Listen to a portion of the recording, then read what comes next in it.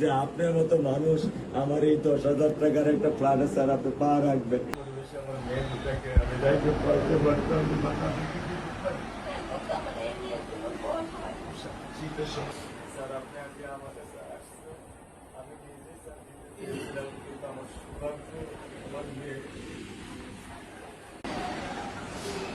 আপনি স্যার বিশ্বাস করবেন না, আমার স্যার 55 বছর বয়স, আপনি মনে করতে পারেন স্যার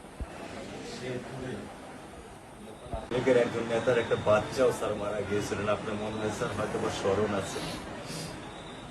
ভালোবাসা আর ঋণের কাছে স্যার আমরা ঋণী, কিন্তু স্যার আমার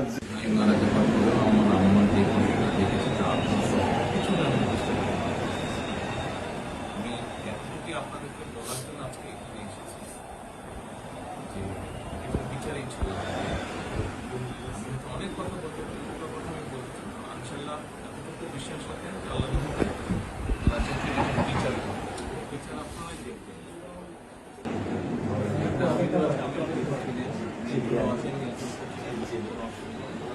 আর আসামিকে ধরা হয়েছে, ব্যবস্থা করা হচ্ছে, এরপরে বিচার ইনশাল্লাহ আইন উনিও কন্যা সন্তান, আমিও কন্যা সন্তান, উনিও কন্যা সন্তান। কাজে আমরা জানি কন্যা সন্তানের কষ্টটা আমরা একটা ছবি ছিল স্যার, কিছু বলে করেন না, আমি শুধু আপনি মেয়ের বাবা, আপনিও স্যার একজন মেয়ের বাবা, শুধু একটা আমি দৃশ্য আপনাকে স্যার দেখাবো, আর কিছু দেখাবো না স্যার, আমি দেখবো না স্যার, স্যার আমি দেখবো না স্যার, এটা নিয়ে আমি সারা জীবন স্যার আমি কি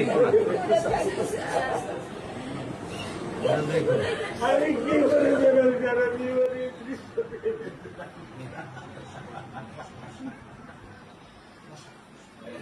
আমার এই দৃশ্য আমি কি দিয়ে পূরণ করবো?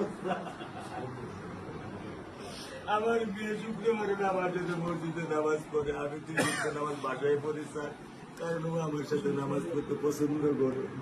2 উক্ত নামাজ আমি ওকে নিয়ে স্যার আমার বাসায় পড়ি স্যার। আল্লাহ আমি জানি না আল্লাহ তো আমার কোন পরীক্ষা করেছে, এই দুঃখ এই কষ্ট মৃত্যু ছাড়া আমার আর কোনো শেষ নেই স্যার, আর কোনো শেষ নেই। আপনার দায়িত্ব মানে প্রধানমন্ত্রী নেবে, আপনাদেরকে শক্ত হতে হবে না, আপনার তো বড় মেয়েটা রয়ে গেছে, এখন তো ওর জন্য আপনাদেরকে শক্ত থাকতে হবে। স্যার সত্য কথা, আমি যখন ওকে ভ্যানে পাঠাই আমি খুব বল পাই, আমি কালকেও বলে দিছি যে আমি আর ভ্যানে দিব না, তুমি প্রতিদিন ওকে রিস্কায় নিয়ে যাবা, রিস্কায় করে নিয়ে আসবা। আমি ক্লান্ত স্যার, 10 বছর বয়স থেকে স্যার অবহেলা পেতে পেতে পেতে পেতে স্যার আমি আর নিতে পারতেছি না স্যার। আল্লাহ আমার ভাগ্য দিচ্ছে, আমি কি করতেছি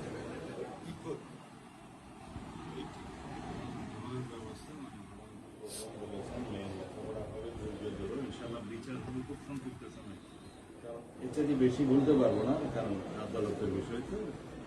আমরা চার্জশিট দেবো ইনশাআল্লাহ এই 24 ঘন্টার মধ্যে। আমি সত্য কথা বলি,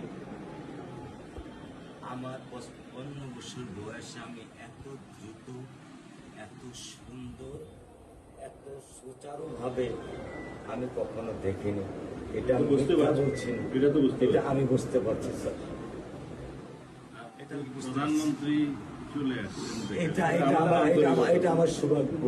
আমি আমি সত্যিকার ভাবে স্যার আমি বলি, আমি এটা স্যার প্রত্যাশা করিনি যে আপনার মতো মানুষ আমার এই 10,000 টাকার একটা ফ্ল্যাটে স্যার আপনি পা রাখবেন, কিন্তু এই বিশ্বাস ছিল যে আপনি 8-10 জন না, যে মানুষ ট্রাফিক সিগন্যালে দাঁড়িয়ে থাকে, নিয়ম মেনে চলে, সে মানুষকে বুঝতে স্যার আমার এইটুকু বয়সে স্যার যথেষ্ট স্যার। ইনশাআল্লাহ স্যার কোন আপনি কি ধৈর্য ধরবেন, আমি ওকে কোনো নিয়ন্ত্রণ করতে পারতেছি না।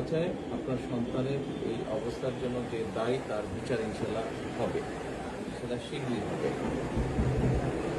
এগুলো দেখুন, আর মালিক যে আল্লাহ তাআলা মালিক, ওনাকে তো সাহায্য, ওনার কাছে সাহায্য চান, আল্লাহ রহম করলেন, সব কিছু দিতে।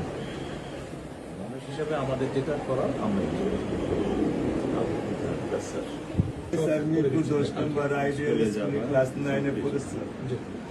টোটাল ওগুলা নিয়ে চিন্তা করবেন না, ওগুলা ইনশাল্লাহ ব্যবস্থা। আপনি যখন যেহেতু বলেছেন, আপনি আপনার কষ্টের কথা বলেছেন, সেই ব্যাপারে আমরা যেটা আমাদের পক্ষে সম্ভব ইনশাল্লাহ আমরা আপনি কিছু বলবেন বল। না, আমার স্বামী যেটাই বলছে এটা আমার চাওয়া। স্যার আপনি আমাদের একটু মেহরবানি করে আমাদের খেয়াল রাখবেন, মেহরবানি করে যেন। আমরা প্রথমে সবচেয়ে আগে যেটা এই মুহূর্তে আমরা করতে চাই সেটা হচ্ছে যে এই অন্যায়ের সাথে যে জড়িত তার বিচার আমরা আগে করতে চাই।